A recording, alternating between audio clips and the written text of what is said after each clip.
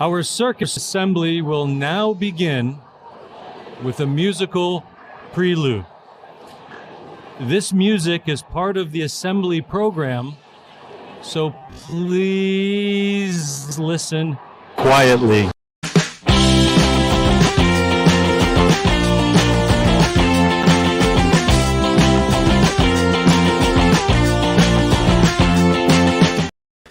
Hey everyone, my name is Jake, and it's Sunday service time. I am a former Jehovah's Witness, current circus assembly watcher? Well, actually not current. We're going to be watching it in the future, and then it'll be current. We get into the future sometimes in the show. It's a long story. But thank you for joining us. This is going to be the final Sunday service that stays on this channel. It's going to have its own feed. It'll still stream on Alt-Worldly, but if you want to watch the playback, it'll be on its own thing. So, in the description is a link to subscribe to that. I know a lot of people have done that already, so thank you so much. But we have a very special show today. It's circus assembly time. If you're a witness, it's time for your yearly, bi-yearly, really long, boring day where you hear the same things that you hear every other week as a witness, except in a different room and with a different level of you thinking it's important. Did that make sense? Probably not, but here to help me make sense of things is one of my favorite making sense of things people in the exJW space. My good friend, exJW Caleb, Danny. Hello, it's Caleb, and it's Sunday service. How is everybody? Good. I love a lot of good energy. Yes, bi-yearly indeed, by the way. Appreciate it. Hey, thanks to Queen of Flatulence. This hairstyle is known as waking up and That's kind of combing it. I love it. Kind of combing it a little bit ago. But thank you so much to everybody who's here. We're going to be looking at somebody who was kind enough to send me their circuit's official JW stream link to the assembly. So this is not going to be like cell phone footage. That's what I was expecting. I put the call out to my subscribers and asked, like, hey, if anybody PMO wants to send me, I don't know, like a recording of any weird talks, I'd love to talk about it. And somebody's like, here's the whole convention. There are perks of being PMO. So we've got that. But you and I, Caleb, you were kind enough to help me with some homework yesterday. Because, Yeah, you know how much I love streaming with you, and how much I just love like streaming here rather than in my own channel. And you were like, if you want that to happen, you need to watch the assembly. And I was like, I do like streaming with you, but I doubted it for a while. But then I unfortunately said yes, because this was extremely boring. Oh my God, was it boring. We were talking right before the stream. What even is the point of these anymore? They are so boring. So I'd love to just not just get into the assembly, but also I'd love to get into why these exist, because I don't know, and I feel like that will be more interesting than the actual thing. They feel, for sure. This will be us straining to find things to talk about a little bit, but there's also a couple genuinely nutso parts that we're going to get to, at least in the morning half. So Caleb was kind enough to help me edit stuff from the afternoon section, and then I edited stuff from the morning section. So we took probably 6 hours of video and trimmed it down to 40 minutes of watchable stuff. And it was hard. To get those, just those 40 minutes. Oh my God, was it hard? I'm just gonna take off my glasses. I feel you. By the reflection. Okay, quick glasses check-in. Before we get to this, I want to say a couple things. One, Jenny Bloom had a good comment, which is it's the same old information, but this time you have to take notes, which is absolutely, it's like, okay, this one's important, but it's just the same thing that you hear all the time. And sometimes they even just do the watchtower like normal, which feels like a cheat. You're like, oh, what, I can't escape the watchtower for even one day? But just before I started streaming and did a little test stream with you, I felt like I needed to check in with something because I have been told by rude people that I look like Jeffrey Dahmer now that I got these glasses. And I was just going off of memory, but I was like, Yeah. I don't think that it's that similar. And I looked it up, and I'm fucking right. His glasses are different, and I don't look like him. This is what the 70s were like. It's not my fault he was born then. Listen, it's not like you look like him. It's that you give that vibe. You know that? No, that's worse. That's so much worse. That implies even without the glasses, that vibe would still be there. Okay, we've done that. I like your glasses though. They're cool. Also, Signut Stuff says Caleb has some good style for being an old guy. And yeah, I mean, I unfortunately I made the mistake of going into Panda's channel and saying that I was like, I realized that I was like 8 years older than Panda, and I'm like, oh my god, Is that true? What the fuck? Yeah. So he's like 9 years old. Is that right? Panda's 9 exactly. Panda's 9, and I'm 16. He's doing really great for a 9-year-old, I have to say. Okay, let's get just to the wickedly talented. Let me show just what this is. This is the 2023 to 2024 Circuit Assembly Program with Circuit Overseer. And that's really not special because the Circuit Overseer is just like the regional manager of your circuit, of like all the local kingdom halls and congregations. He's just the guy who floats around and checks in on the local management and makes sure that they're doing everything. So it's not even like you get a cool governing body speaker or something this one. No, there's no governing body speakers. There's no videos. There's no dramas. The best thing we get is just like demonstrations by like 2 people on the platform. That's it. Yeah, that's exactly what I was thinking. Thank you so much, Jenny Blumins. You give the 1990s internet stalker vibe. Like that's the vibe, which is really great. I mean, you pull it off. You pull it off. The 90s are coming back. Yes. Listen, the situation is these are my new glasses, and I can't just get more now because that was the money I have for glasses were spent on these because I thought they would look cool. They look cool though. They look cool. And I like them. Okay, and yeah, maybe I eat people and kill them, and I stalk people on the internet, but that's like shouldn't be reflected on my glasses. The glasses, you know? Yeah, exactly. It's independent. We've lost 20 people since lingering on the glasses, so I'm going to move on to the material. Let's get on the stuff. Yeah. Let's get on the stuff. I mean, frankly, 7 minutes in is not bad. I fucking juked you out because I juked myself out. I do have one more thing to say, which is thank you to Soft Knocker for a $4.99 super sticker. Yes. We discussed beforehand there might be stream like incentives because I want to get some memberships, and here's why: because I get money from them. So I would like more of it, so I can, I guess, dress less like a murderer or creep. Or more. So I can afford it. Or just kind of triple down and become even more terrifying. So we noticed we are both wearing black tanks underneath our witnessy button-down shirts and witnessy swooped hair.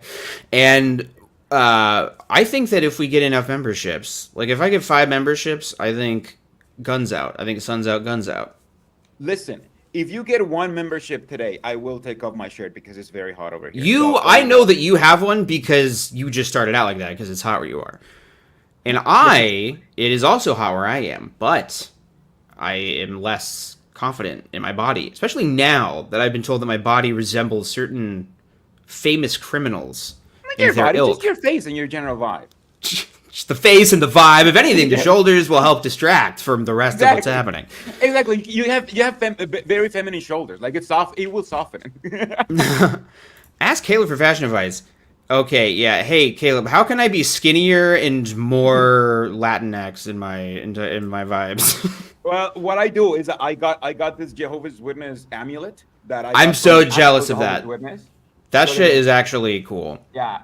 So that this is what keeps me lucky and thin. So yeah, I love keeping this as an amulet because I know that the Jehovah's Witnesses would hate that. So that now I use this like this is my amulet, my personal amulet that keeps me keeps me young at my 30, 40, whatever old age I am.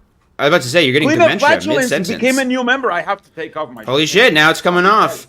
4 more, and you might see So hot in here. I swear to some God. shoulders it's so on the hot. left side of your screen.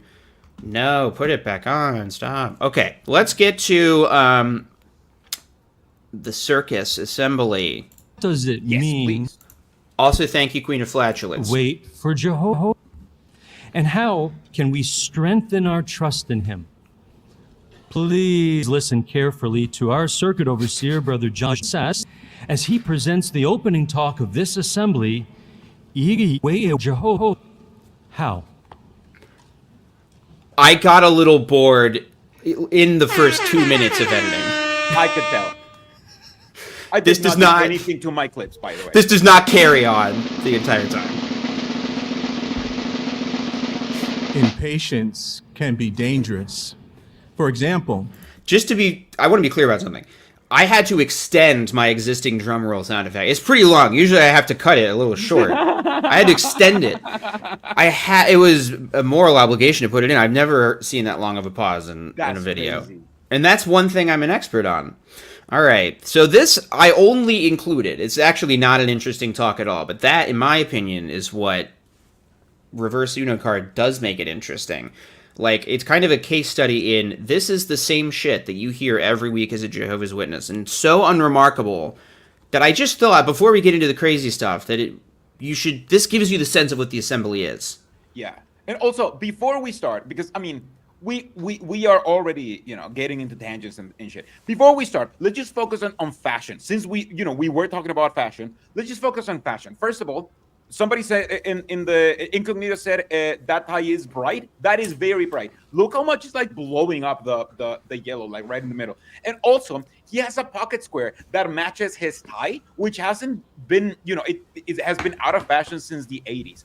But he has to be the most like that pocket square to me is like an extra effort because he's a circuit overseer. So I feel like as circuits overseers, you always see them try to like dress up a little bit nicer, trying to elevate this stuff, like maybe Status.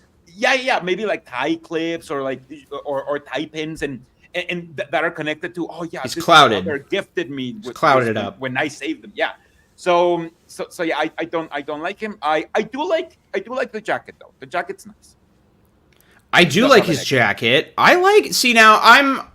This is my Jehovah's Witness bias, but I like the matching pocket square. I think that's it's interesting. Now, when am I ever going to wear a suit ever again, first of all, let alone have a matching pocket square?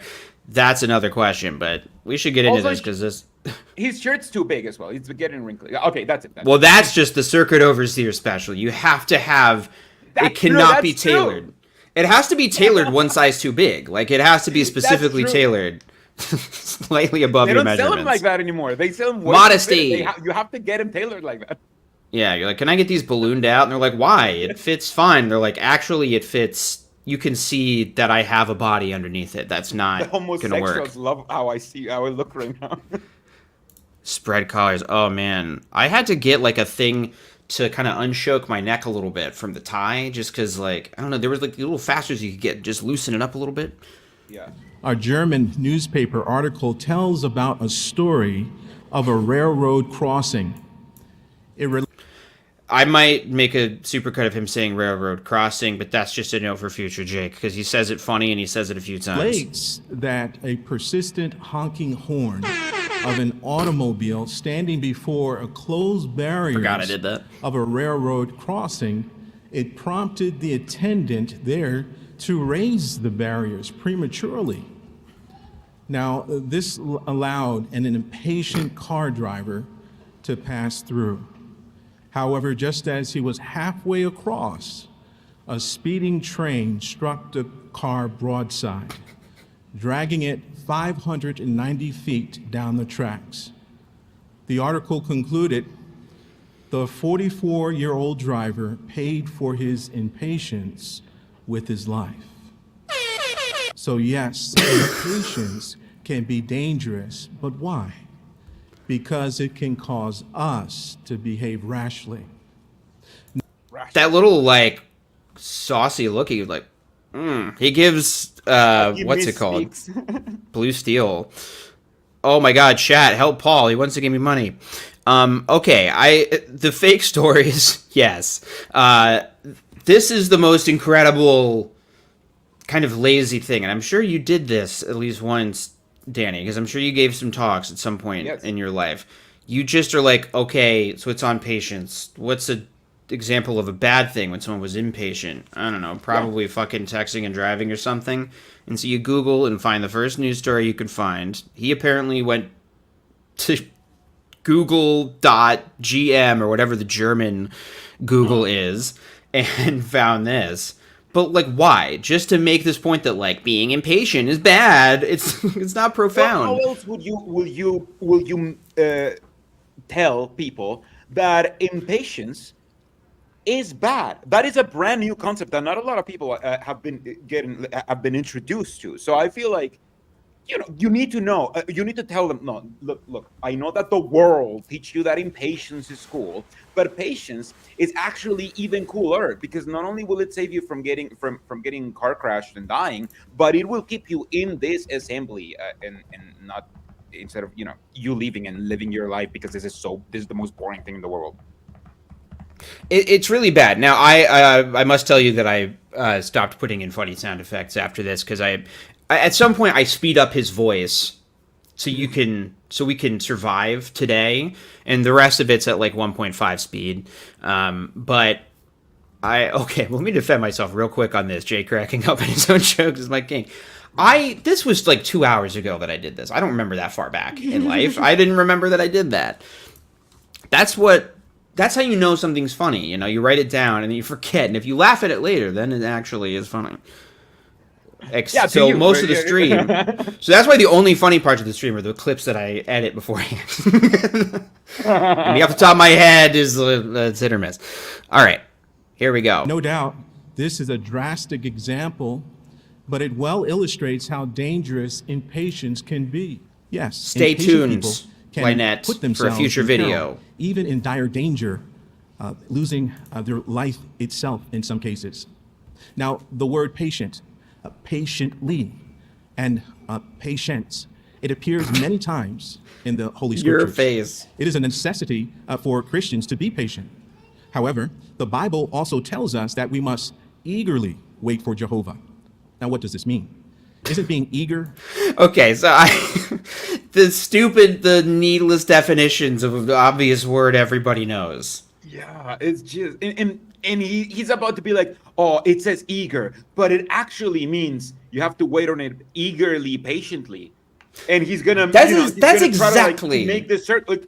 No, sometimes the Bible contradicts itself, and maybe sometimes the Bible tells you to be patient, but sometimes the Bible tells you to not be patient. And maybe you shouldn't be patient for everything. Maybe that's not what the Bible says. It's just the Jehovah's Witnesses take like this one verse, but it says be patient, and they're like, oh, the Bible says be patient in everything right now in the 20th century, and everybody has been patient before, because that's how you determine whether or not somebody's good, because they're patient. No, it's just. You sometimes have to be patient, because that is a good advice, and you're gonna find it in the Bible, because that's the most normal advice ever. I'm trying to tell people how to give me money. Okay, so you're exactly right. That is word for word exactly what he's about to do. And please, I say, Yesenia Jameson, thank you for the super chat. I'm here for Jake's impressions. I say you have first right of refusal for impressions, so give me your suggestions.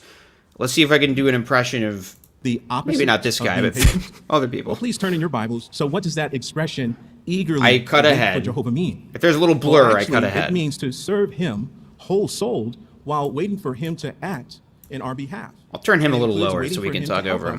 In our personal life, maybe in our case, we may be sick, or maybe we need a place to live, or we're dealing with anxieties.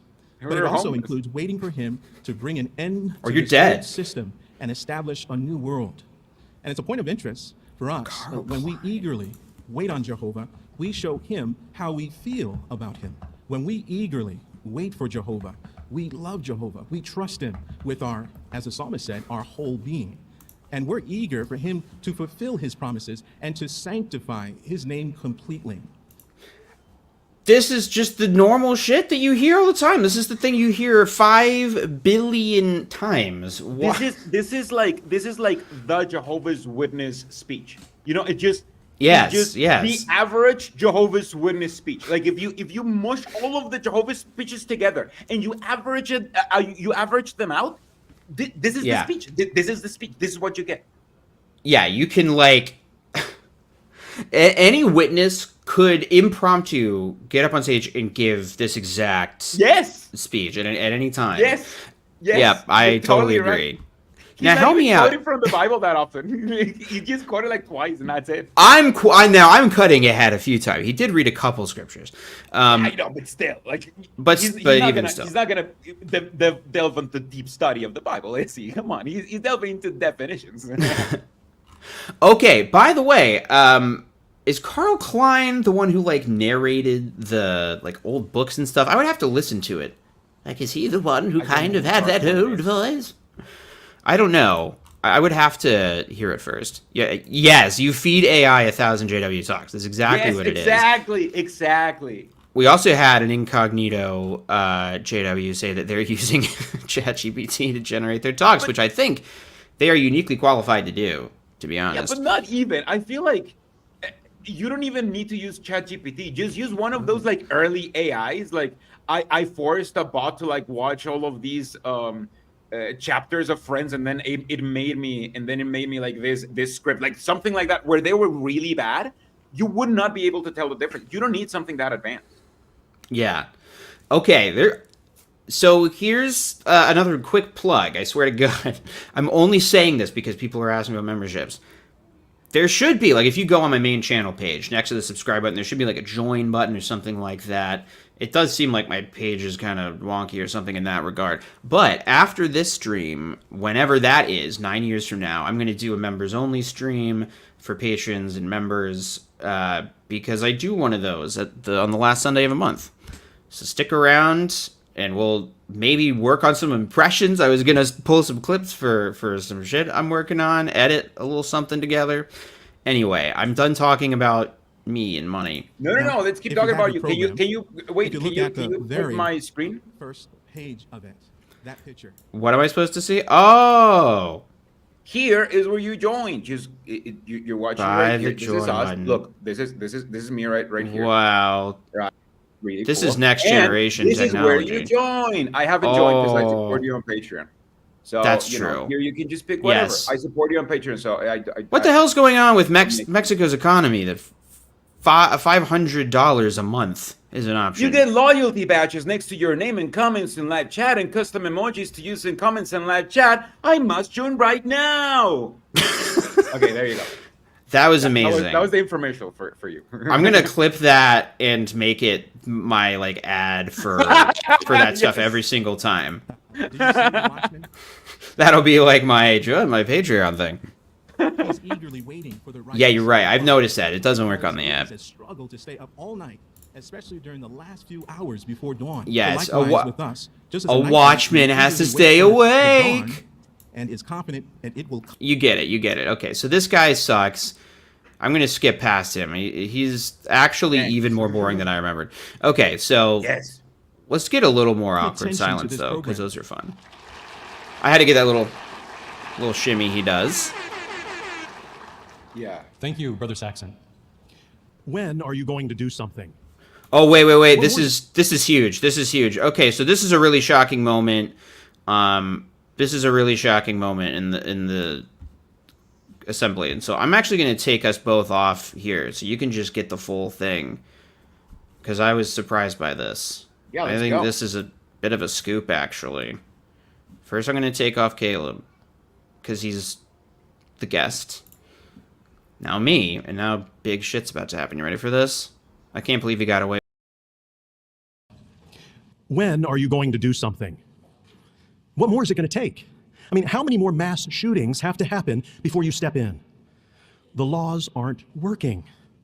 Why do you keep silent? How bad do natural disasters have to get before you bring about changes? When, Jehovah? When?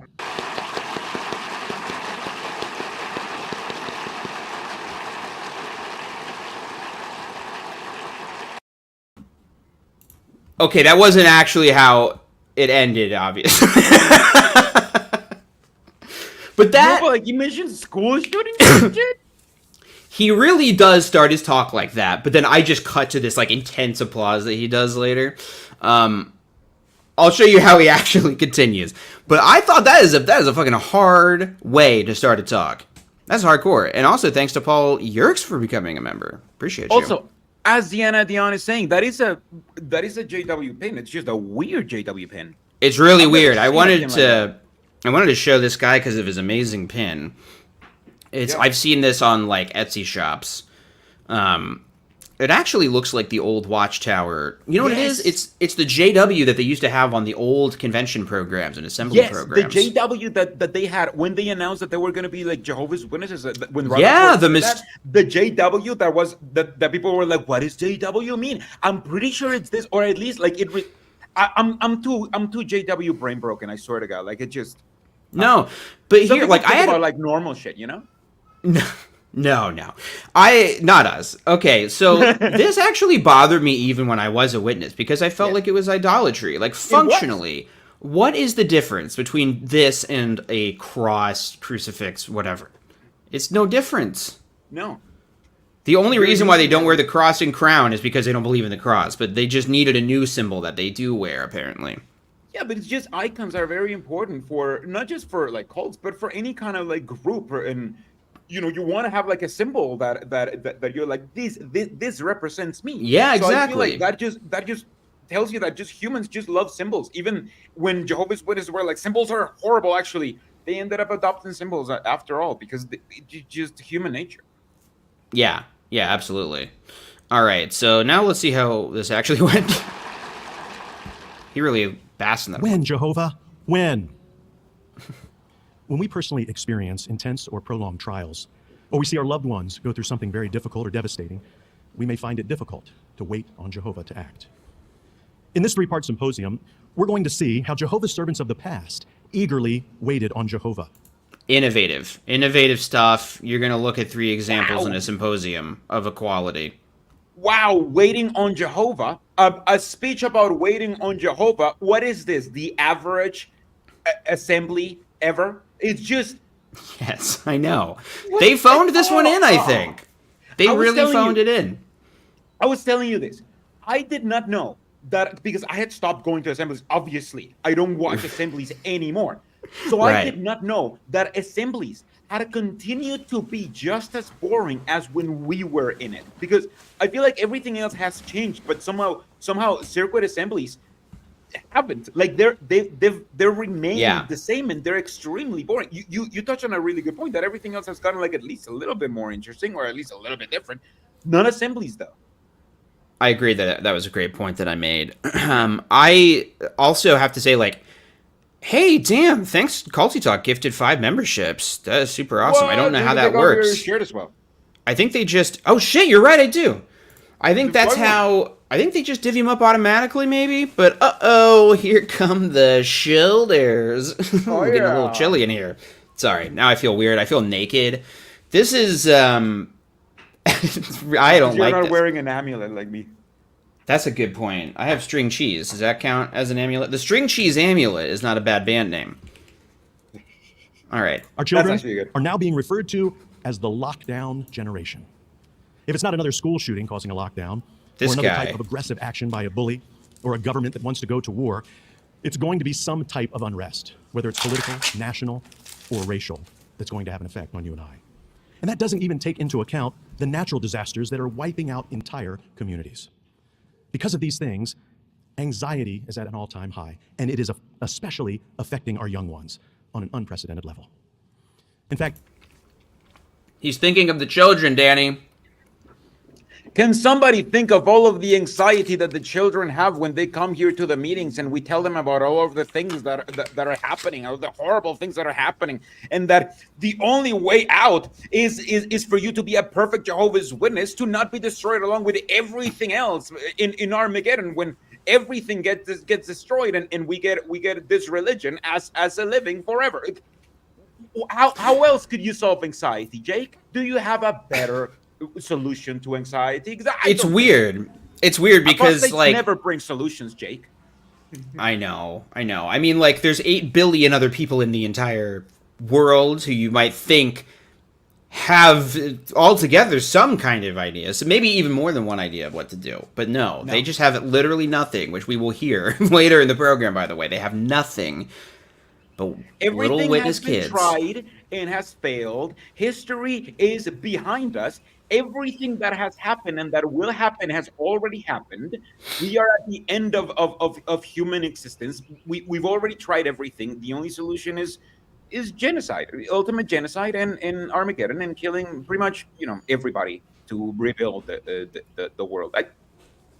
Genocide jaw. Genocide.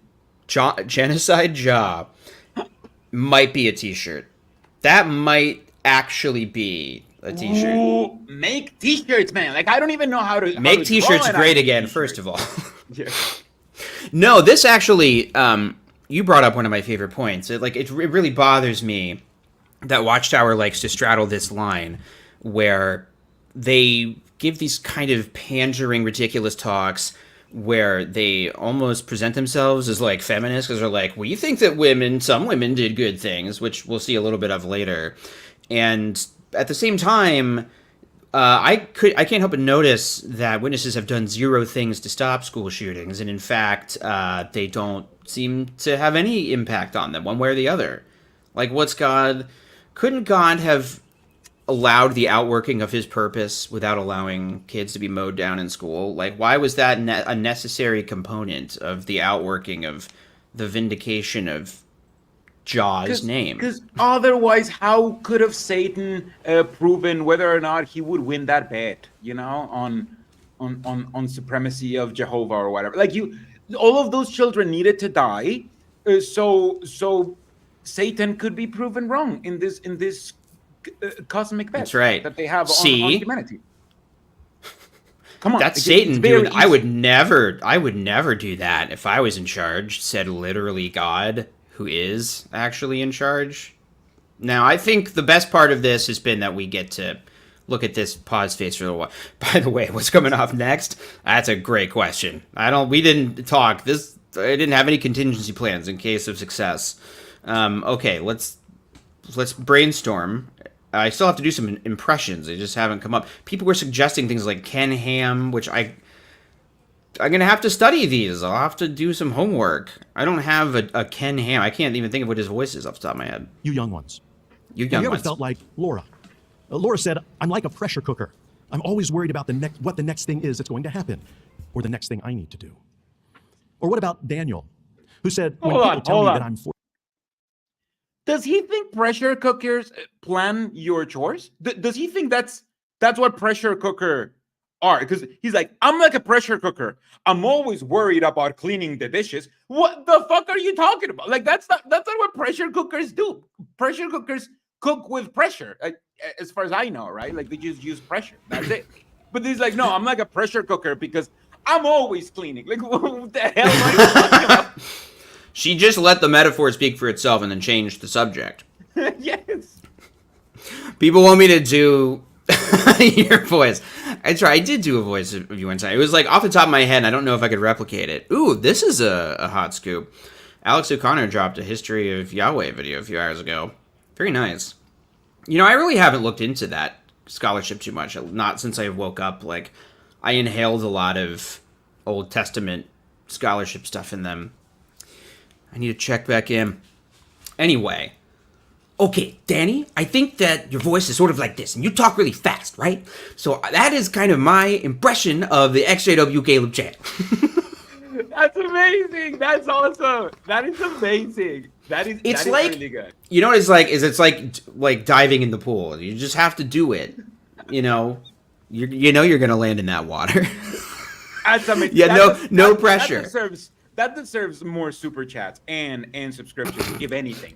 This is quite a fundraiser we've got going on here. I didn't mean this to be like a pledge drive, but fortunate I'm still in school. I say to myself, they have no idea how stressful school is. Or what about Anna? She said, I feel anxious all the time, as though I were a hamster on a wheel running around but never getting anywhere. I'm working myself to death, but not really accomplishing anything. Friends, our young people are experiencing... Unlike Jehovah's Witnesses, right? They're accomplishing so much. If you want to know what my dad looks like, he looks literally exactly like this, almost, but with my nose. And then that's him. I mean, yeah, my heart sank a minute when I was scrolling through this, looking for. I was like, "What the fuck is my dad giving a talk?" If I had a crew cut, you would see the resemblance. Yeah. Okay. Impressions fundraiser that you and I maybe never had to deal with. And you hear people say, "Well, they're young, they're resilient, they'll adapt." Yes, we acknowledge you are young.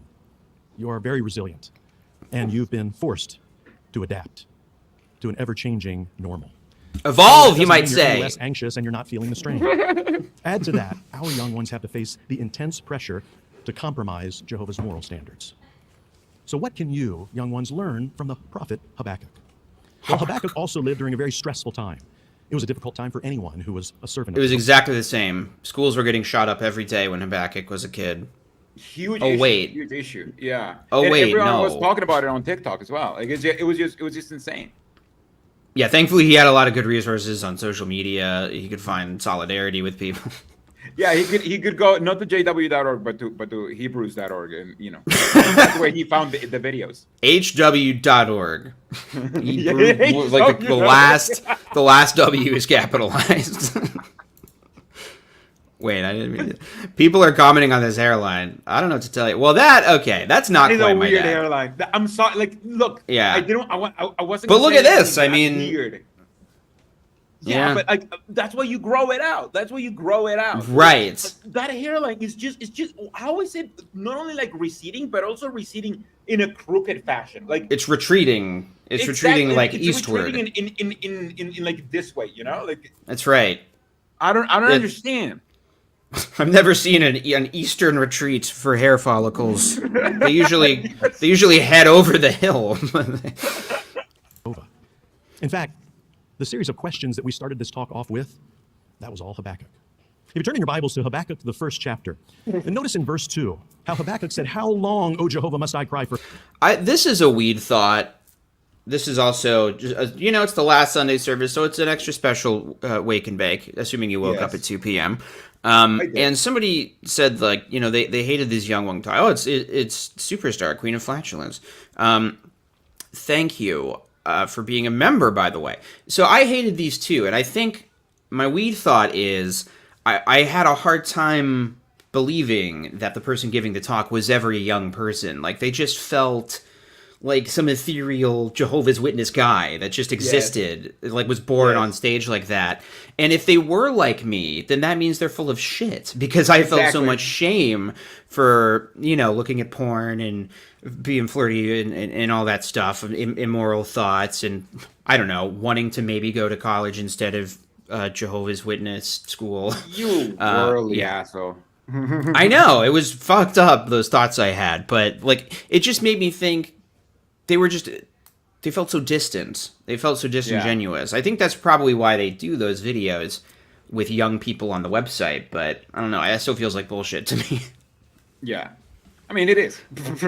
Anyway, stay tuned for next edition of Weed Thoughts, and we do have a cue for this. Perfect. That was Weed Thoughts. Help, but you do not hear. How long must I ask for help from violence, but you do not intervene? So in the midst of this dark period, he called on Jehovah to intervene. Habakkuk may have started to imagine that Jehovah was not concerned. 100% Andy God Naylor. would not act soon enough. Can you relate? Had Habakkuk lost trust in Jehovah? Did he fail to maintain his faith in God's promises? Not at all. In fact, it was Habakkuk's strong faith that moved him to express himself to Jehovah in prayer in the first place. He was eagerly waiting on Jehovah. So what's the first thing he did in the face of all of this violence and oppression? He went straight to the one source, the only one who could make a difference. He didn't sit back and rest. He got involved and eagerly approached Jehovah in prayer. By doing that, get involved in your community. Approach Jehovah in prayer. Organize. Yes. Get involved and do activism by starting praying right now. Direct action. There's so many children suffering. Pray already. What are you doing?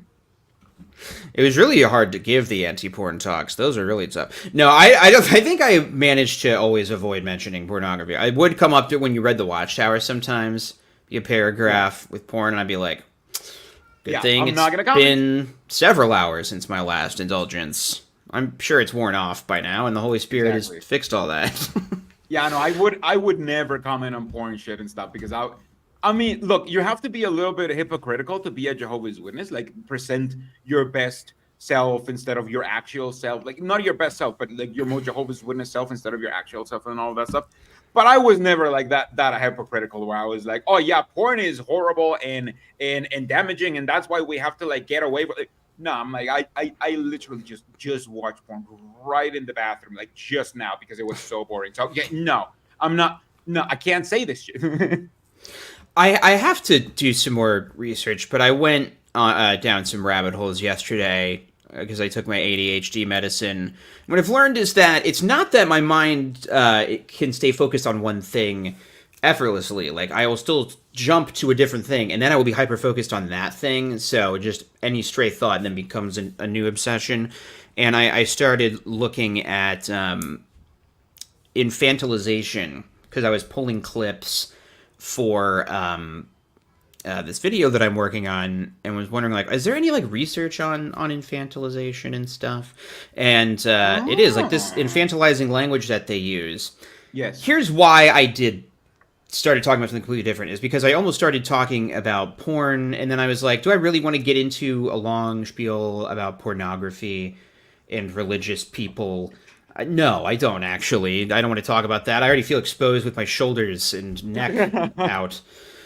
So anyway, the 2013 porn thing was super awkward. Which was that? Oh, yeah. It was like the cover subject. We were literally giving out like porno mags. That's not awesome. those kinds. Don't worry. Before you slam the door, let me explain. He was showing that he had not given up in despair.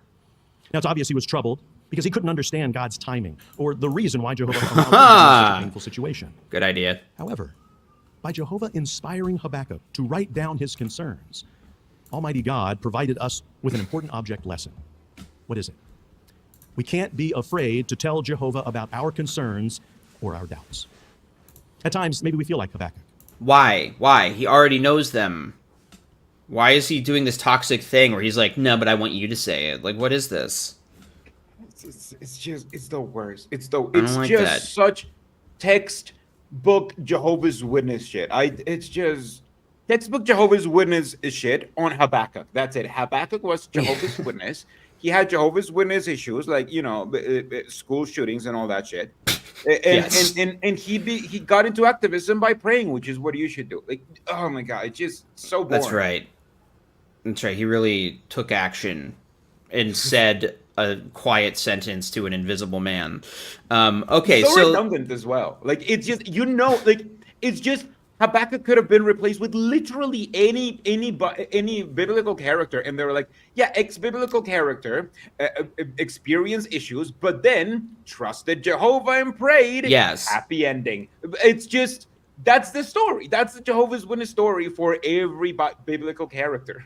Yeah, and every slight inconvenience that any Bible character ever had can be extrapolated to, like, this kind of talk. Like, it's kind of Mad Libs, which, by the way, I want to state, while we're doing full ADHD, I did not take my medication today. I don't know if that's coming through. Nice.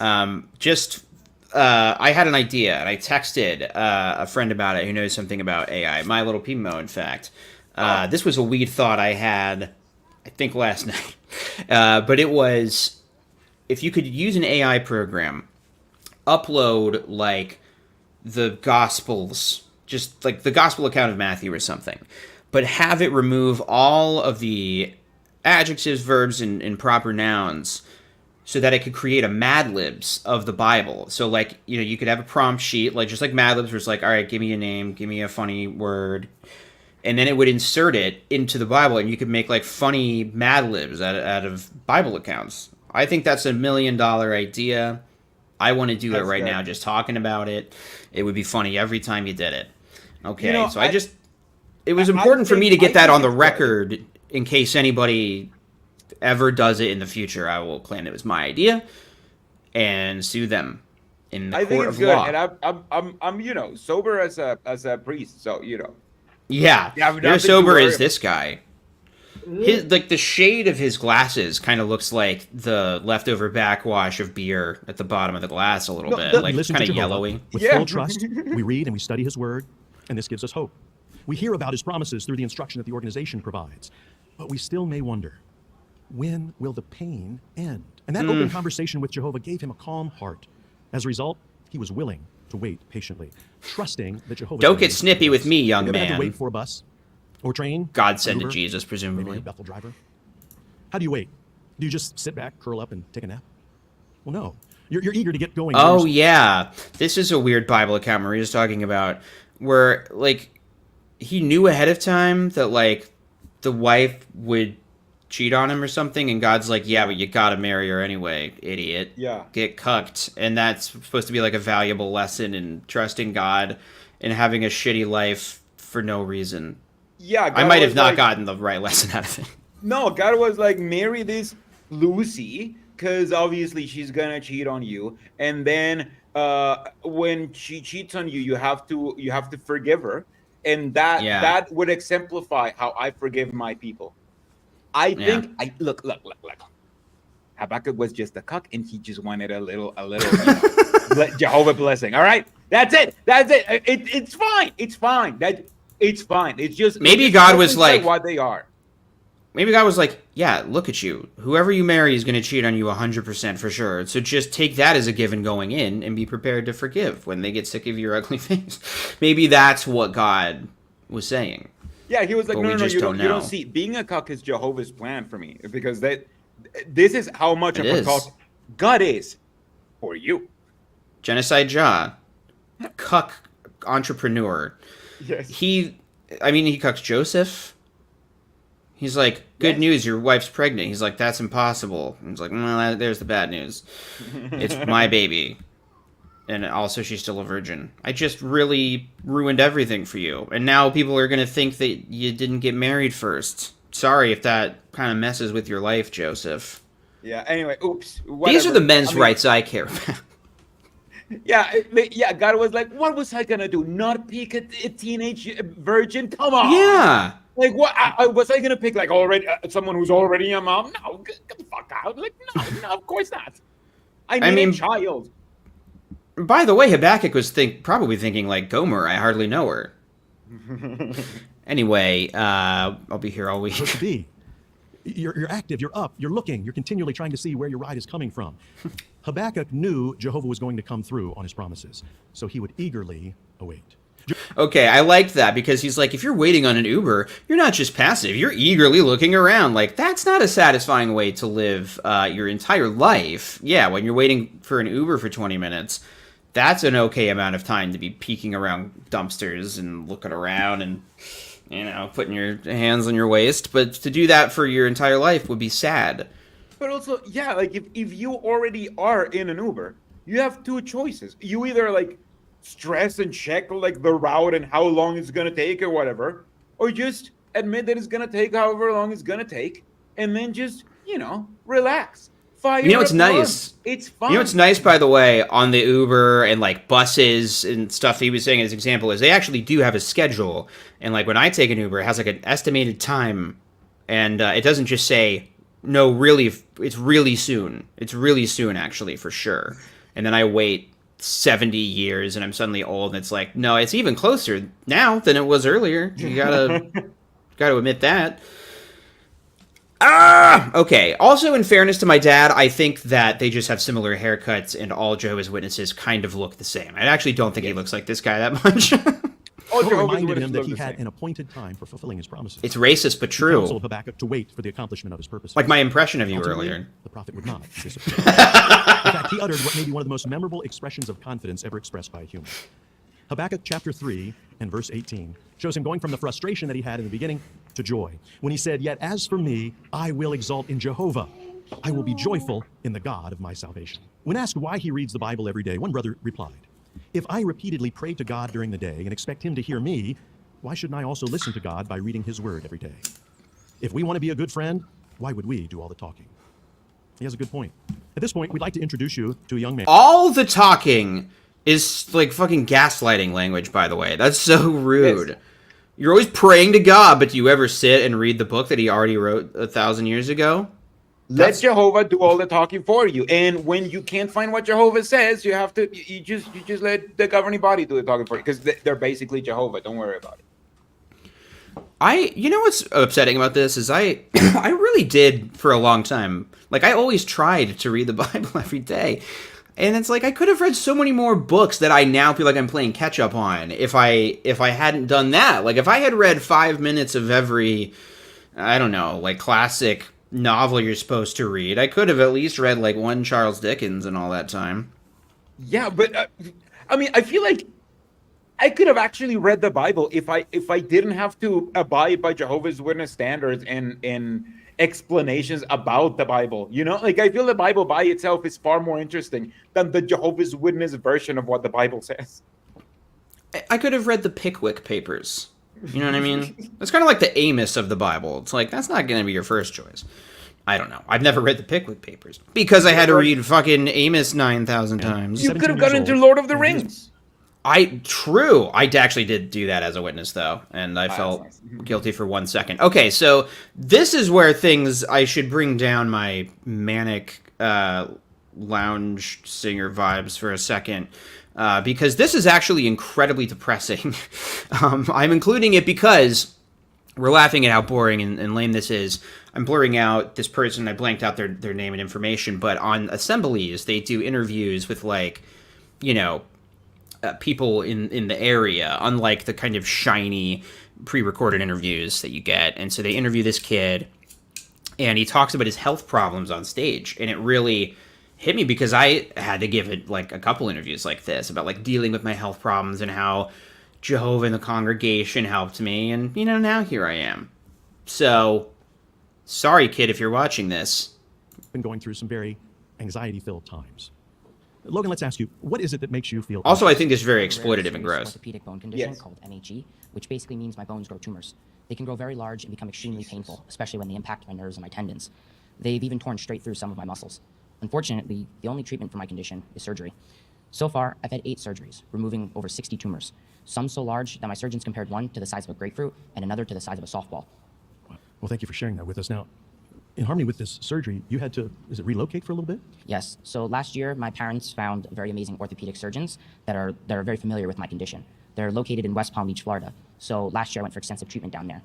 We expected to be there for about 5 weeks, but my condition had gotten so severe that I had to have 4 surgeries, and we had to be there for over 5 months. So what's helped you to trust in Jehovah? Prayer helps me trust in him.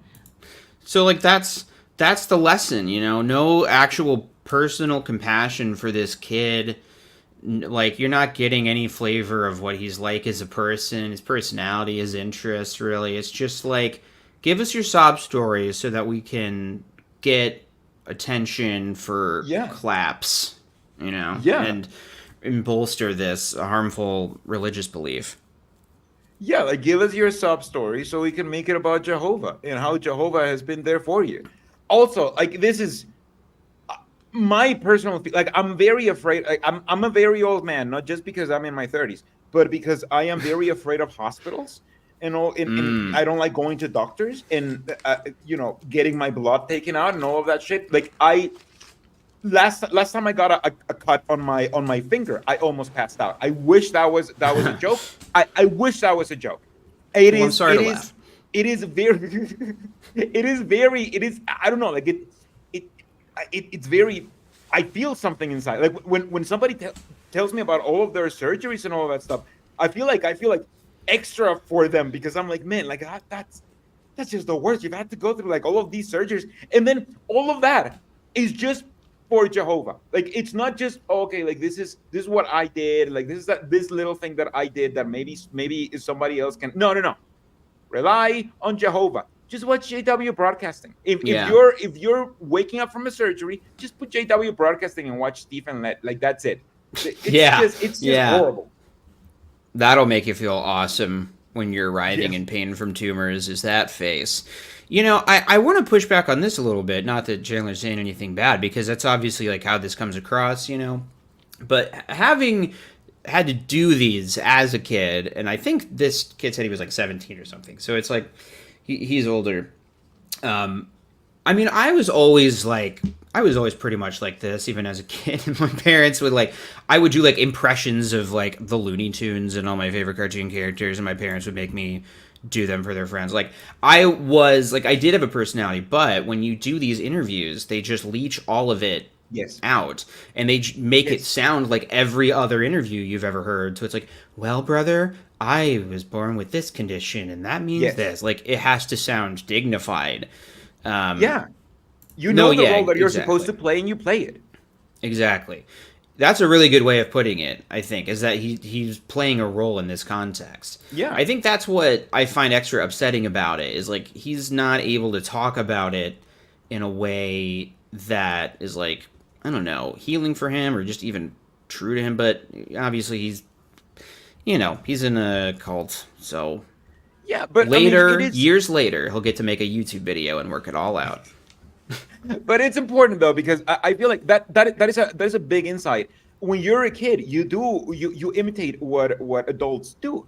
This kid has been going to assemblies and conventions all of his life, since he has been growing up going to them.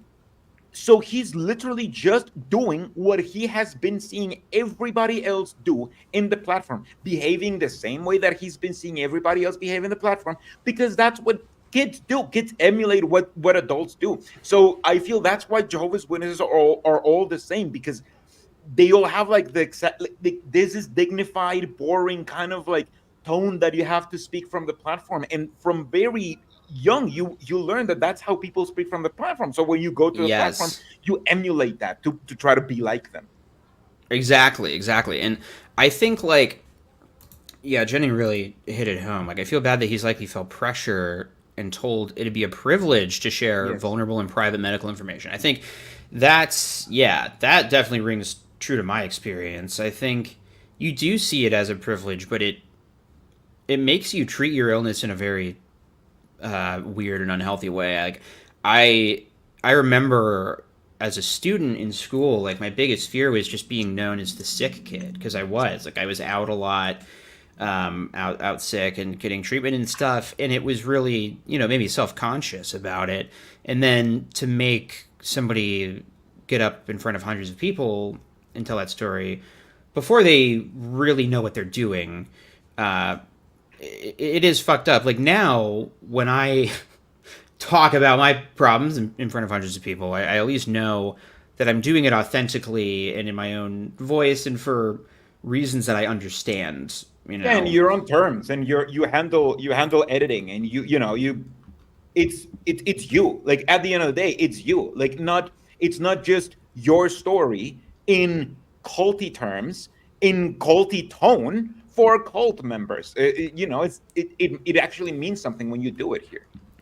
Yeah, actually, we can skip past this because it is it's depressing. But you got it. This is the thing that caused this guy to take up all the applause for himself. Thank you very much, Logan, for sharing. Yeah. We victimized the crap out of that kid. Yes. Well, you think your life is hard? Chapter 3, verse 12. Okay, so this guy who also has old warm beer glasses. It looks like if Danny left the beer that he's drinking right now out for a couple hours, they'd turn into this guy's glasses. Yeah. I don't remember what this guy talks about. I think he's got another interview. We're told that all those living with godly devotion in association with Christ Jesus will be persecuted. So as true Christians, we expect opposition. This is sped up, by the way. To have in mind now a very simple plan in advance to help us when opposition arises. Now, what we know about John is that he... Okay, so he's talking about a simple plan. I'm now realizing, saying that out loud, that I should have included a song by A Simple Plan, but that's neither here nor there. That doesn't happen, just to get your expectations in check. But he really hits this point home of having a simple plan.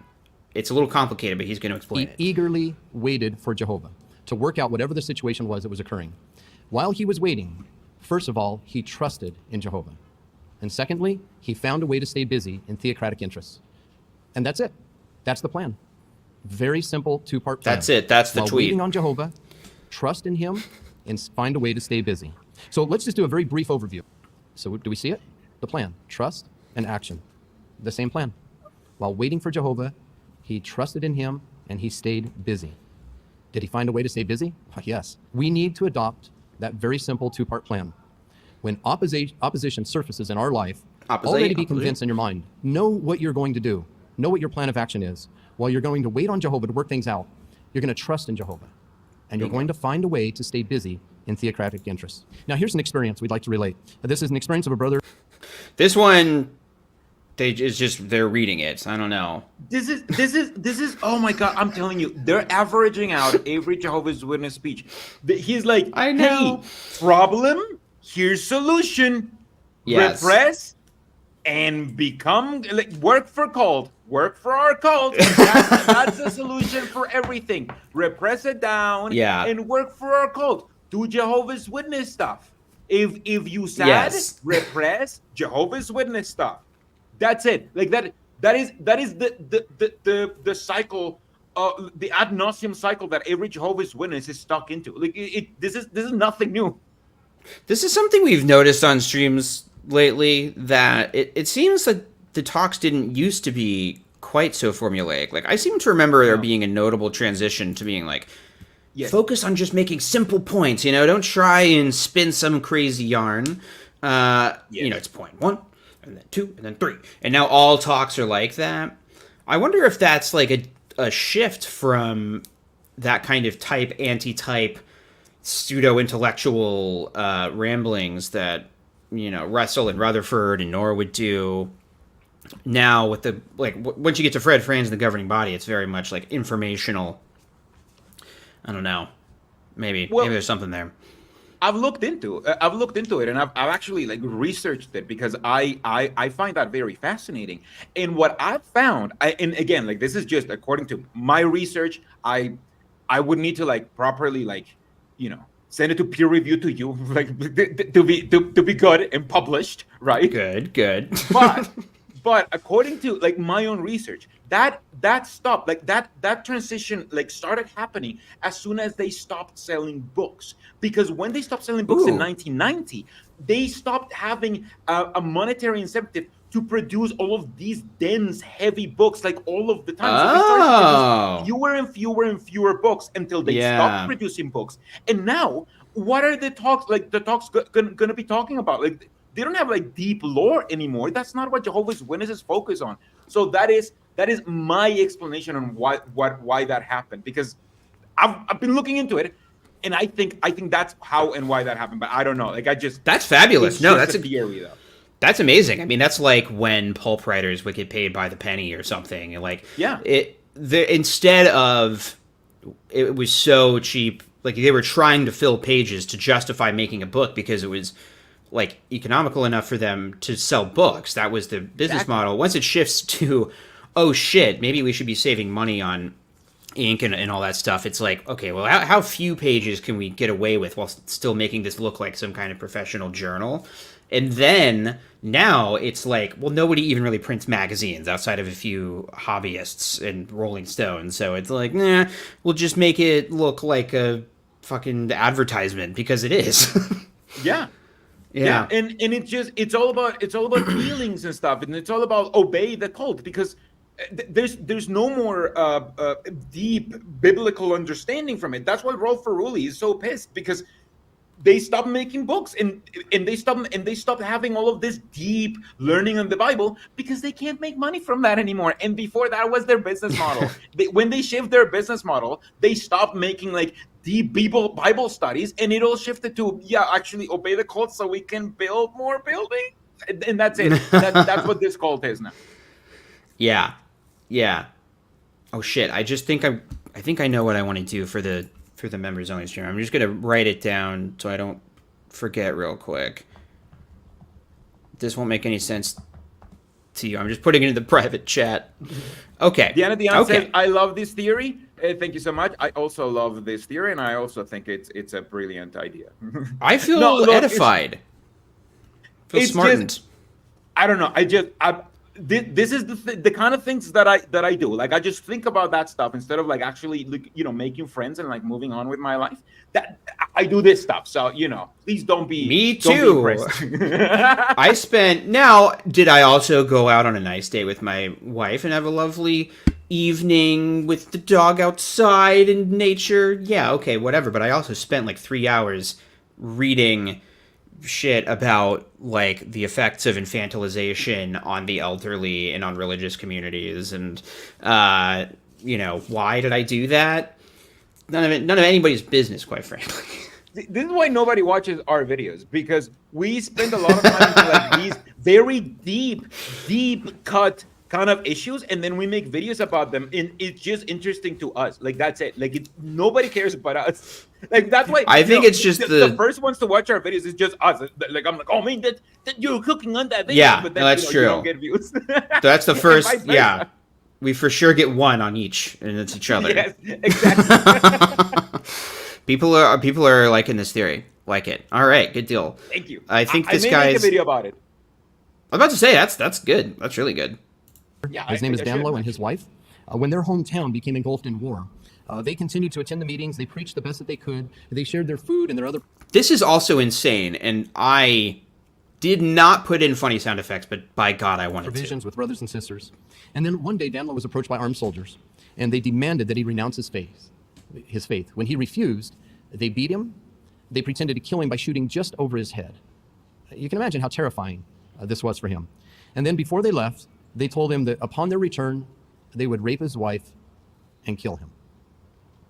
So friends, put yourself in that situation. The brothers in the congregation stepped in to help him and his family. They put him on a train. They quickly got him out of the area to a safer zone. They helped him to get food. They helped him to find a job. And they helped them to find a home to live in. So they stood up. They acted urgently in behalf. But now what did Dan... Yeah. There's a story that sounds real. Sounds like we have all the details there. Yeah, like, it really, oh my God, I feel like this is such a, like, third of a story, you know? Like, and also, like, let's just take it at face value.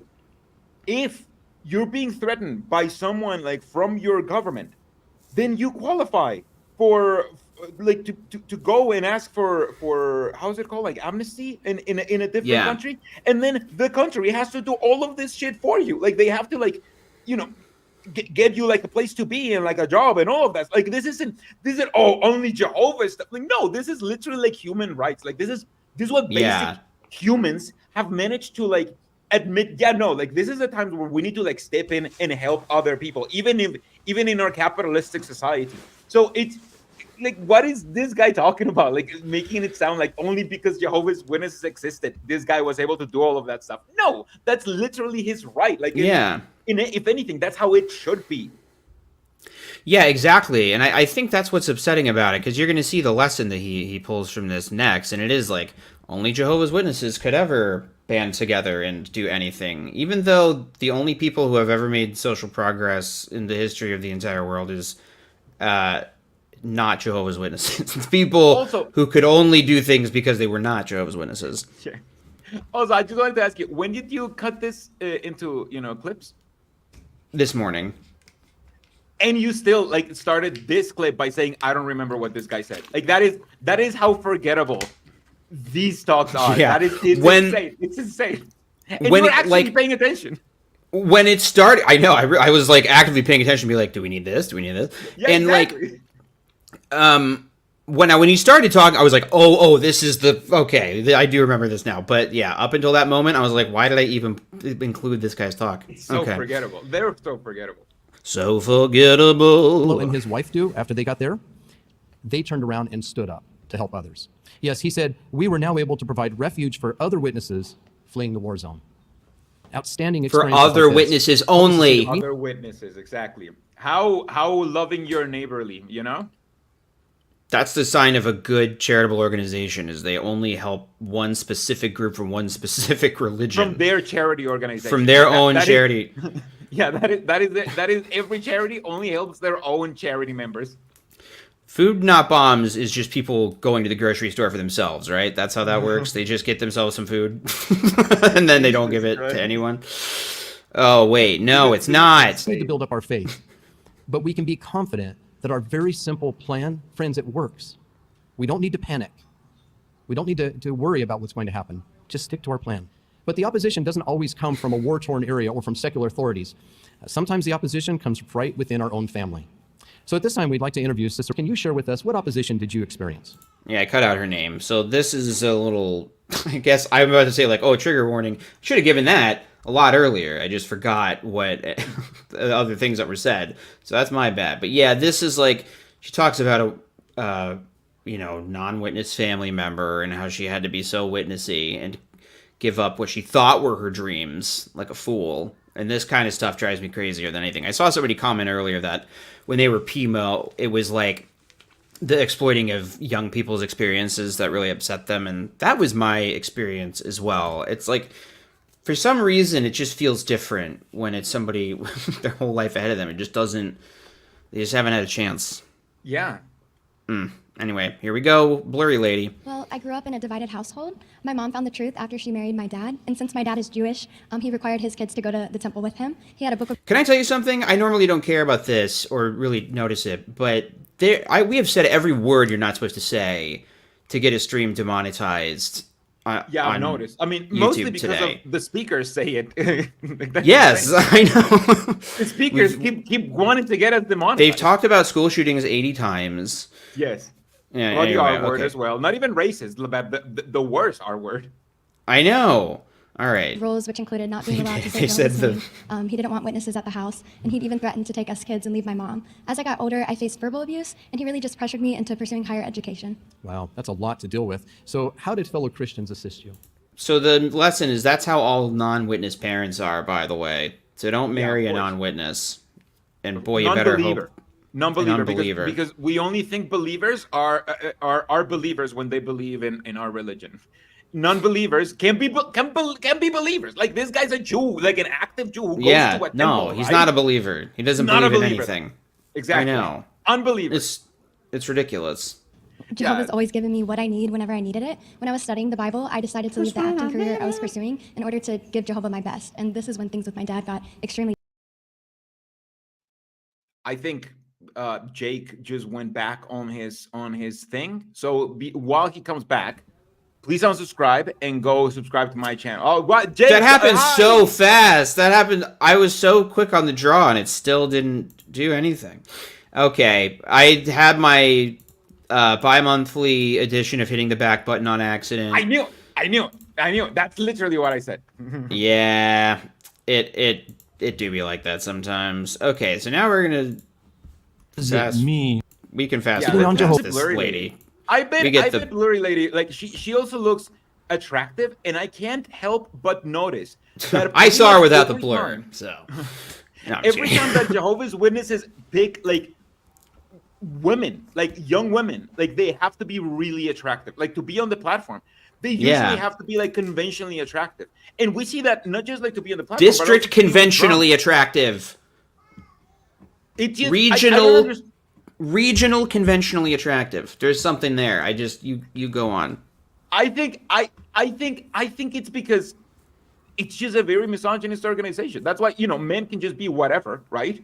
But women, especially when they're like young, they have to, or when they are like an icon. They have to be, beautiful, conventionally beautiful, Yeah. like, by the conventionally attractive standards and all that stuff.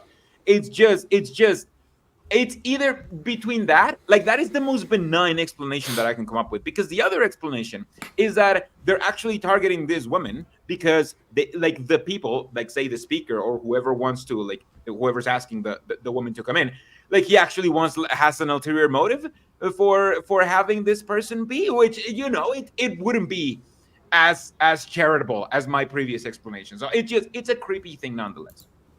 Yeah, absolutely. And I made a plan so that when opposition comes, I could respond confidently and respectfully. I'd pour out Oh, my she did feelings the in thing that prayer to talks Jehovah, about. and viewing my dad as a potential fellow believer helped me to stay positive. So I just used this opposition as an opportunity to draw even closer to the Father that truly matters, and that's Jehovah. Thank you so much. Really appreciate those comments. Okay, thanks. I think I skipped the part on accident where she talks about wanting to be an actress, but she gave that up. But he says to obey the Father that truly matters, not my Father. Like that's basically what she said. Yeah, Not to obey my shit. Father. He doesn't truly matter. The Father that truly matters is this religion, Jehovah. Like, what? That is insane. That is insane to me. Like, yeah. That is almost like hateful speech. Like, that's crazy. It is. It's really upsetting. Hey, you know what's the opposite of hate speech? Is getting a nice super chat from R. Thank you for remonetizing a video. I wanted to. I was gonna say. I think by definition we have determined, Slighted Laser, that you are not questionably attractive. You are, because if you were allowed on the platform, you're an attractive person. There you so, go. I mean, how it works. The father that truly matters. Unbelievable. Yeah, I was only in the platform as a kid because I was a cute ass kid, but that's it. You know. Then at a certain point, it's like, we don't need that guy on the stage anymore. Yeah. Yeah, I've noticed too. For me, it was like, well, a cute kid, yeah, sure, put him up on stage. A gangly teenager, I don't know about that.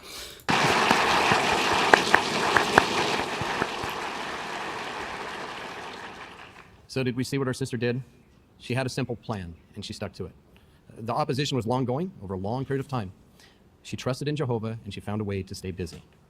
So we know that during the last days, opposition can begin suddenly, and it can intensify quickly. As we look to the future, we need to be realistic in what we expect. There's no reason to think that the devil is going to back down or give up in his fight against us.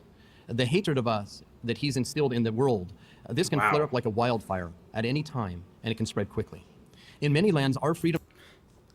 No. Stop. No. Stop it. This is a channel where I often make fun of witness beliefs, but there's no hatred here.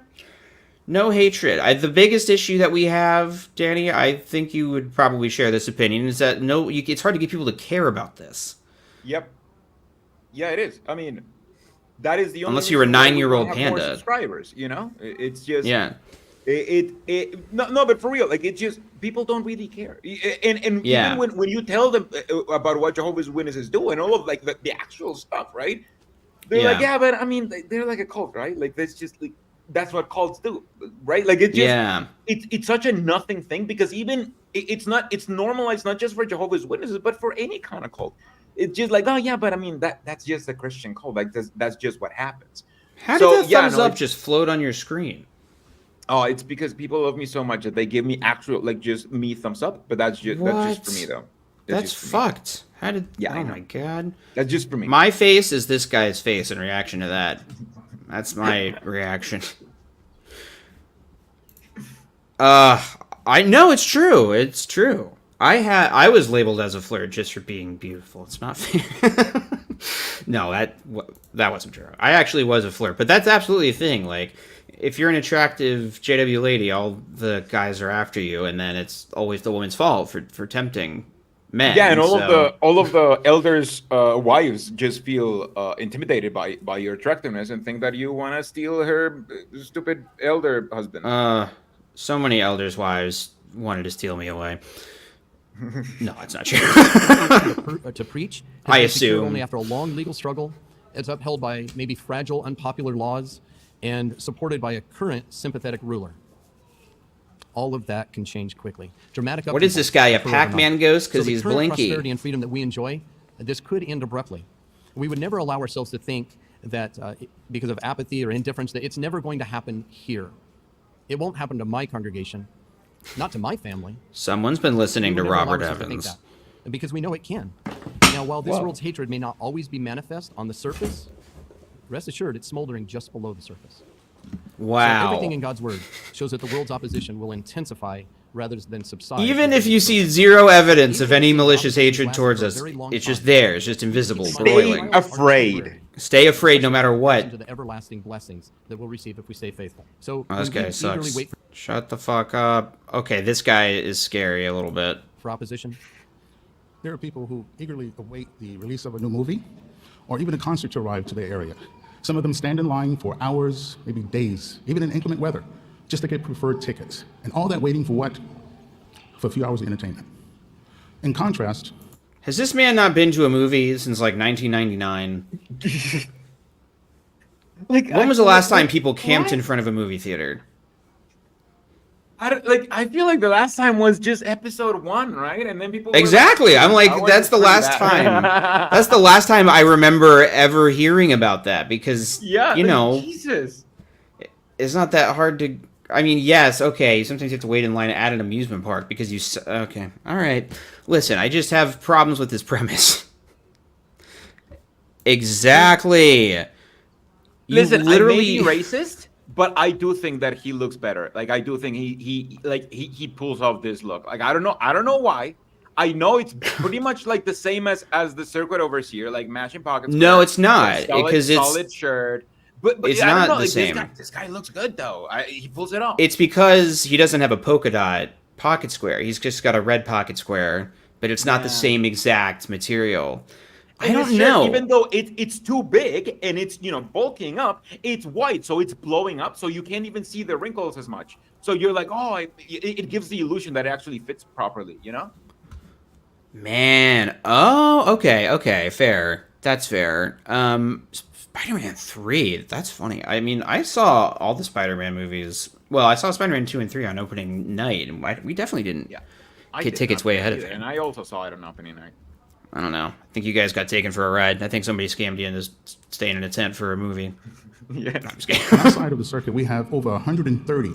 I'm so sorry. I'm so sorry. I'm just realizing this is only the thing I did. Do you want to make this a two-parter and next week do yours? Listen, I don't have a life, so we can do this for as long as we need. Okay. I was say, cool. like, I don't have any plans yet, but I'm like, who am I kidding? Like, people can know the truth. We are between friends. It's fine. I don't have a life. Don't worry about it. My life on Sundays is usually that I stream and make video stuff. Yeah, my life on Sundays is usually that I see you stream. So, you know, I'm on the stream today. Like, that's the only difference. That's right. It fits right in my schedule for me. Well, let's see how we feel after this AM session. In half a century, a few of them over 70 years. And what is their reward? Everlasting life in Jehovah's new system. What a wonderful privilege we have to serve. They really hope that's their reward. Yes, you faithful older ones and widows set an outstanding example of trusting in Jehovah and remaining active in his worship as you eagerly await the arrival of his new system. No love for widowers, by the way, just widows. Yes. Well, problematic. No, not really. Okay, so I think his talk's boring, actually, because here's the thing. The meat of this, the thing we have to watch and that we will have things to say about is the next talk. Be there in person, if all possible. This one is just elder abuse for like an hour. He just gaslights old people into thinking that they haven't wasted their lives. So that's that talk. And now it's time. It's an important talk in every assembly because you have to address all of the old people that got gaslit into thinking that Armageddon would be here by now and isn't. So, you know, you have to keep them there because they are actually usually the best donors. So not anymore, though. Like, they're getting poorer and poorer by the generation. Yeah, no, for sure. Like, millennial older Jehovah's Witnesses will not have at least a nice house that they're living in. They'll all just be living, you know, in one-bedroom apartments. Exactly. Like, Jehovah's Witnesses' retirement plan is just to have roommates, you know, and just that's it. True. Oh my God. What if, like, in those basement pictures, it's not because it's the Great Tribulation, they're just rent sharing. They're just like, we all just have to share now. Okay. I've done a lot of, like, ironically conservative jokes, and if this is your first time watching, I just want you to know that my shirt says, it says pride with a bisexual bi thing on it. This is ironic bad jokes because I'm high. Okay. Now, I want to clarify something because there's about to be an amazing thing that happens, which is this is just how they filmed this. I am zoomed in on this guy's face that you're about to see, but this transition that happens is actually just the way that the assembly is edited. You will see what I mean. Really? What are you waiting for? The biggest event in human history is coming. It's bigger than Noah's flood. It's bigger than an angel putting to death. I really grew to despise this man. Maybe it's because I was mad that I got to edit this assembly all morning, but I found this talk particularly gross and disgusting, and I hated it. So yeah, they just really hard cut from being like, what are you waiting for? And then he just says this thing. I put in the Vine boom sound effect, but... Who waiting for? The biggest event in human history is coming. He does look like a cheap car salesman. It's bigger than an angel putting to death 185,000 Assyrian soldiers in one night. In a 90s movie. Like, he looks like the rival. The archetypical one. How did they get the cheap car salesman? Like, this is Mr. Cheap Car Salesman himself. That's yeah, crazy. this is like the guy. This is like William H. Macy's rival at the dealership in Fargo. Okay, I just want to see that one more time because I hate his face, and it's awful, and his whole vibe I hate. Event in human history is coming. It's bigger than Noah's flood. It's bigger than an angel putting to death 185,000 Assyrian soldiers in one night. Take World War I, World War II, put them together, it pales. That's just what he did. Into what's approaching. What is it? It was scary. Jehovah's Day. Jehovah's Day. When he acts on behalf of his people. Now I speed him up, but I wanted you to just get a sense of his tone. Because this guy's weird. He's demented. It's one of those talks that's like really lusting about Armageddon's coming and we're going to be proven right and it's going to be awesome. And that stuff really bothers me. The like really like violent, hateful shit. Yeah, and witnesses get off on that on this stuff. Like the used car salesman thing is very accurate. You will see. Acts against his enemies. Jehovah's Day, divine judgment against the wicked. Jehovah said, "They will have to know that I am Jehovah." Jesus helped us to explain this day at Matthew chapter 24 verse 21. He said, "There will be a great tribulation, such as not occurred since the world's beginning until now, no, nor will it occur again." But Jesus helps us to see that Jehovah's Day is going to be a series of prophecy that highlights to us that Jehovah's Day is coming. What takes place? Well, before Jehovah's Day begins, the nations, whether it's a notable statement or a series of statements, they say peace and security. There is no peace and security. I love that. I love that now they're like, we don't even actually know if it's going to be one statement. There may be a series of what the fuck would that even mean?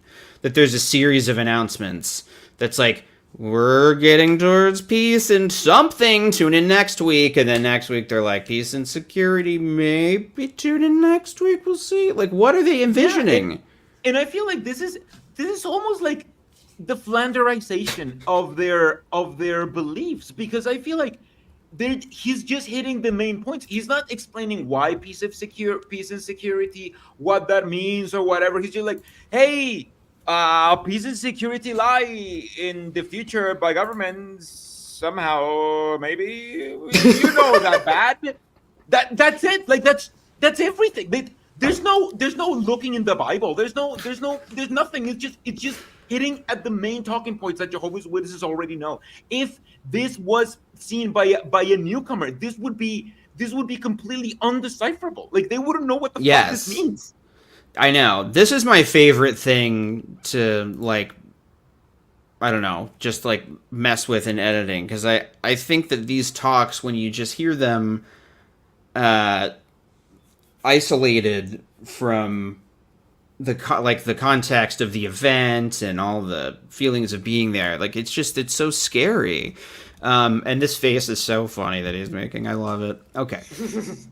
I, at some point, got a little impulsive and edited not quite a YouTube poop, but like an existential horror thing. All of that highlights to us that Jehovah's Day is about to begin. And when it begins, it begins. The destruction of Babylon the Great, that empire of false religion, the empire of untruth.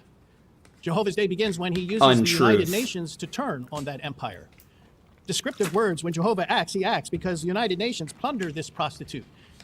They burn her completely with fire. The United Nations burns a prostitute is a thing that this man, an adult, just said.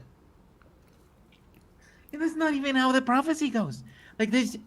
It's like if you do combine all of their prophecies, it kind of makes sense, but it doesn't. I'm telling you, this circuit assembly is just the average assembly. Like they just averaged out every assembly ever, and this is it. This is the average assembly.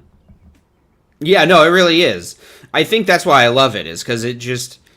This completely anonymous, boring used car salesman guy giving the creepiest talk you've ever heard.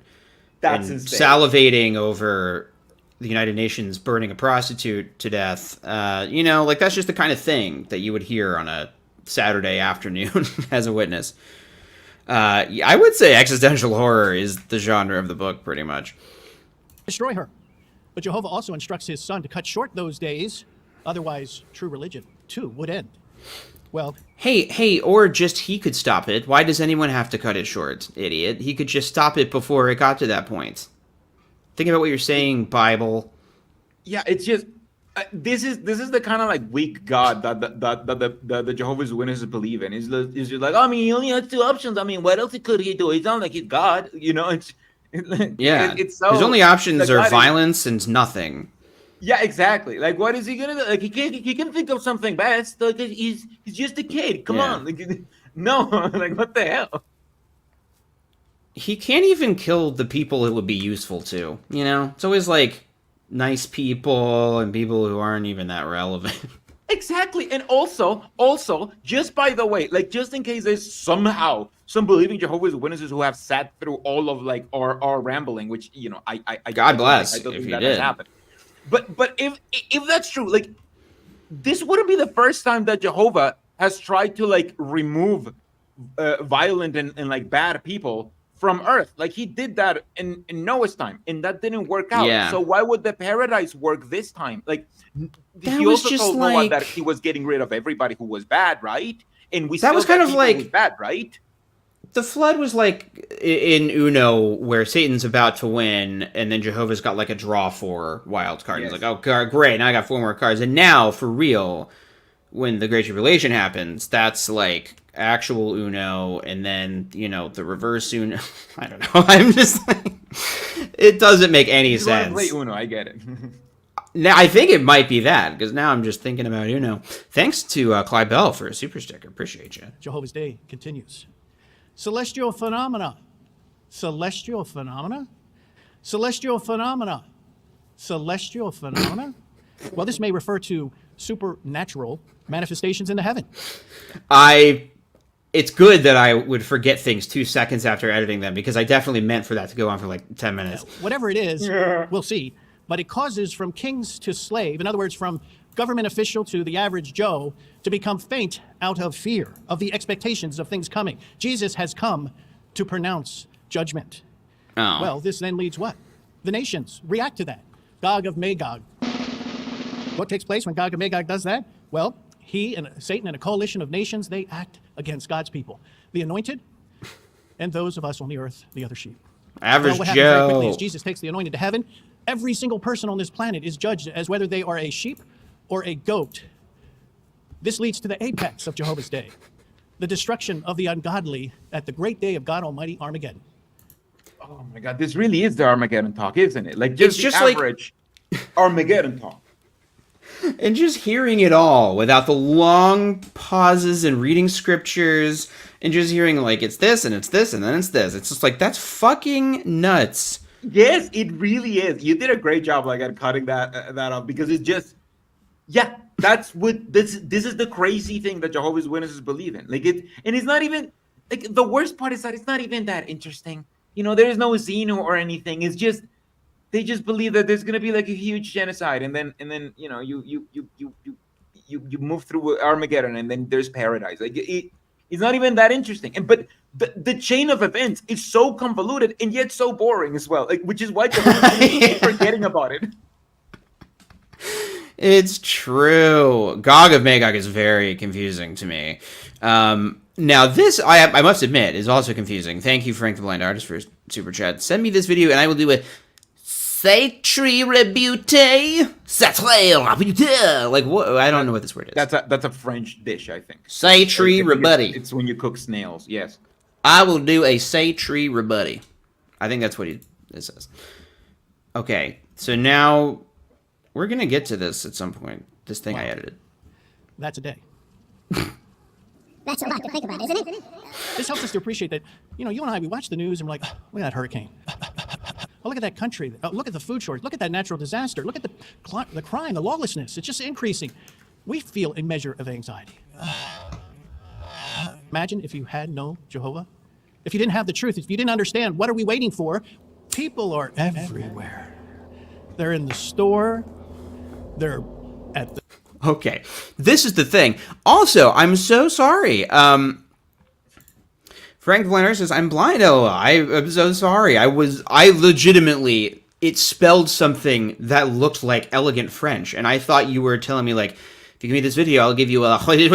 Like, I thought it was a fancy word that I didn't know. Yeah, because usually we are idiots and we don't get things, so that's just our go-to, you know? Satire rebuttal would be amazing. The thing you said first, somehow, like, it made sense in my heart. And it was great. Okay, so this, I'm going to take us off screen for this so I can take a smoke. Oh my God, his face. Jesus. All right. Just enjoy this next little bit because this is fun. Sorry that I said that. That was cringe. Waiting for, people are everywhere. They're in the store. They're at the gas station. They're in the park. They're taxi. They're on the plane. You're having a little barbecue in the backyard. You're enjoying yourself. You've got the little wine and cheese. When we see a little wine and cheese, we should think of a beer and a lobster roll. When we see a line now, we should think of a line. That phone that rings and it's unsolicited, we should think of a phone. Part B is really our goal, is those cards ready in our pocket. We've got that track ready to go. And other times, because of circumstances in the doctor's office, and a Bible study requires commitment every time you're in the doctor's office. It requires time every time you're in the doctor's office. If you're raising a family, you're burning a lot of your children. Yeah, they were rotten. But even though these things can sap us with our energy, but it's going to be a good time. And think about this. Here we are 200 years from now. Okay. Jesus Christ. Okay, sorry. Having a little barbecue in the backyard. That guy's so creepy. And also so white, like talking about lobster rolls like as just a thing that you just had. I've never had lobster rolls. Why is he such a used car salesman? Like, that is exactly what the favorite dish of a car salesman. That's how he celebrates selling every car with a lobster roll. Jesus, it's crazy. He's got to have some money, right? Because I'm like, why? That's such a specific thing. Beer and lobster roll. Lobster rolls are expensive. Oh my God. Okay, right. so I thought I was like way too poor, but at least like we're both way too poor for that. Like this is exact. I have only ever gotten lobster rolls that somebody else has bought, and that is true. So this is why the way he said that, like, people are everywhere. I just have, Angelo Badalamenti ambient sound from the show Twin Peaks downloaded on my computer that I like to throw in some of these edits sometimes. And so I just had to, he just was listing things, which is always very funny. And I really think this guy is creepy. So that's the thinking behind my artistic process. The rest of this is just kind of the rest of his talking. Enjoying yourself. You've got the little wine and cheese. I thought of beer and a lobster roll when you're serving your friends, and you have some older friends there, but then you have some new ones that have been resurrected recently. Okay. Like, Jesus, like wine and cheese and lobster rolls. Now I'm an adult. I have had like wine and cheese because that is like the one thing that like that's the snack that you go to as an adult because it makes cheapest you feel food. Elegant. Yeah, but also like it takes no time to prepare. So you're like, oh, I'm gonna be elegant, but just like putting some cheese on a piece of like table, right? And just that's it. But like this, adding like the lobster roll, and then he's inviting people. Like he's inviting people for like wine tasting lobster roll parties. Like I would go back to being a Jehovah's Witness if I was invited to his party. Like I don't even care that I can't swear. Like that's fine. I'll get high beforehand and afterwards. It's fine. Frank is in the exact correct frame of mind. Took your first ever edible. Love it. Love it. Okay, so one thing we missed from the context of this, and this is important, otherwise what he's saying already won't make sense, but it will make more sense by their logic. He's saying, imagine the resurrection. He says, imagine 200 years from now. So that's what he's saying. You're having a little barbecue in the backyard. You're enjoying yourself. You've got the paradise. Little wine and cheese. I thought of beer and a lobster roll when you're serving your friends, and you have some older friends there, but then you have some new ones that have been resurrected recently. And the fire's crisp. It's a cool evening, and you're discussing. And what do you think the ones that have been resurrected want to talk about? What happened? What was it like in the time of the end? It was critical times, they're hard to deal with. And you tell them, yeah, they were rotten. And they were bad things. But you know what? Because the good thing you remember is against all odds, despite when the tough get going, when the going gets tough, the spiritually tough get going. I know I messed that one up. At least he was charming about it.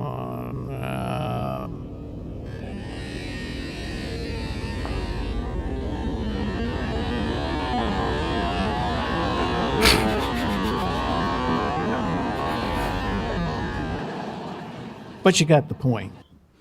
That was it. That's all I got. But I'm sorry, but for some reason I just thought that was funny, and that was before I started smoking, by the way. That is how I edit sober. That's crazy. That is I don't even edit sober. Like, why would I do that to myself? Well, that's what I started thinking, and then I packed a bowl, and it was time to start the stream. So I was really excited that he said this, because if anybody who is a channel member or a patron, you will know I released the first 15 minutes of my next video, because that's the amount I have edited so far. But it's about weird things Jehovah's Witnesses believe about paradise, and more specifically, the weird things that I thought about paradise, because there's some vague details. You don't know everything. What's your day-to-day life gonna be like? What's a Tuesday afternoon in paradise? So that's mostly what it is. But a lot of it is also just the weird things that witnesses say they know. And one of them, and I could not find a clip. I searched for like 2 hours the other day looking for a clip, because I know witnesses say this, that one of the first things they're going to do, that resurrected people are going to do in paradise, is ask you, the witness who survived Armageddon, what was it like? What were the last days like? What was Armageddon? I lived and died waiting for it. Yeah, but you saw it. Exactly. So you're a celebrity. And that is that part of the video, but I couldn't find a clip. And then this saint, sent straight from Jesus Christ our Lord, plopped into my inbox from a lovely Pimo. I assume they're a fan of this channel. They're lovely. I think they'd be allowed on the circuit assembly stage. And I appreciate it. It is the exact clip I need for my video. But also, this guy clearly doesn't know his paradise lore if he thinks that he's gonna be having lobster rolls. Everybody knows people go vegan in paradise. Like, that's just how shit goes. You need to go vegan in paradise. You know what I think they're thinking? Because this was just for some reason it popped into my head, my JW logic is like, well, Jesus caught and ate fish. So that means that's going to be okay in paradise. That we're going to have fish. Like, we'll be pescatarian. We're going to be pescatarian, right? Exactly. Yeah. Yeah. Okay. Yeah. Psh. That's the banned fish. That's the abbreviation. Okay. I think that's all I can handle, because I also have to do another stream after this. And I didn't know that. I have to go to the store and get some $6 wine. I'm going to walk to Aldi and get their wine with the owl on it. I need more beer. This is my last beer. It's a tragedy. That is legitimately tragic. I'm sorry for your time Let's do it a two-parter then. Like, I absolutely, because I had poor Danny pull these clips, and now I'm like, we're not going to watch this, actually. I got bored watching the thing that I did. But no, I'm really excited to see it. We're going to do this next Sunday if you're up for it. Yeah, let's do it. Okay, let's do it. We're going to watch the rest of the assembly, the circus assembly, and probably do the exact same thing. We'll probably do another wake and bake. Yeah, and we'll be wearing the exact same tank tops as well to be for thirsty people. It's awesome. Yes, awesome. Okay, good deal. So we did it. We did the stream. Thank Christ, because even Jehovah's Witnesses can't handle the whole thing like together. They need an intermission, and I feel they like get a lunch break. Jehovah's Witnesses, we need an intermission of like a week. You know, like it's just our tolerance is like legitimately for this stuff. That's the afternoon break. Is an entire week between streams for me. That's my lunch break. Welcome to being an ex-Jehovah's Witness. You have to watch the assembly. Like, you have to watch it still. Like, you still have to watch it. But you get a longer break in between. So, and here's what I do is every day I get my, small boxy igloo cooler with a little ice pack in it and a nasty ham sandwich that I made that morning before I went off to my parking attendant assignment. And like, you put some Chips Ahoy in a sandwich bag and they're kind of weird. It tastes different because they were sitting on the ice thing. Like a little bit soggy.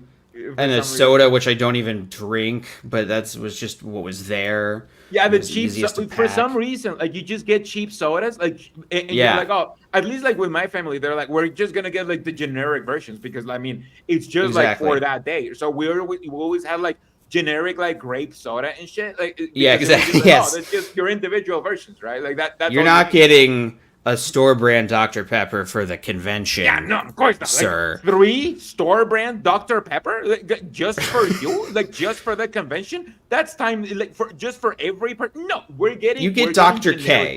You get Dr. K from Kroger. Exactly. Is what you get, and you get Kaboom cereal, whatever that even is. Nobody knows, except for me. All right. Hey, well, you know what? It's amazing you say that, because do you want to know what the members only stream is called? It's called The Back Room. So that's what's going to happen next. I'm going to call it, because what is it? It's 3:45 right now. Let's call it 5 p.m. so I can eat a snack. 5 p.m. EST. I'll post a link, a community post for channel members and patrons on those respective platforms. Danny is also a person who makes wonderful videos that are great, and people should like and subscribe and give you patron money. Yeah, I mean, if you want or not. In my opinion, in just my personal opinion.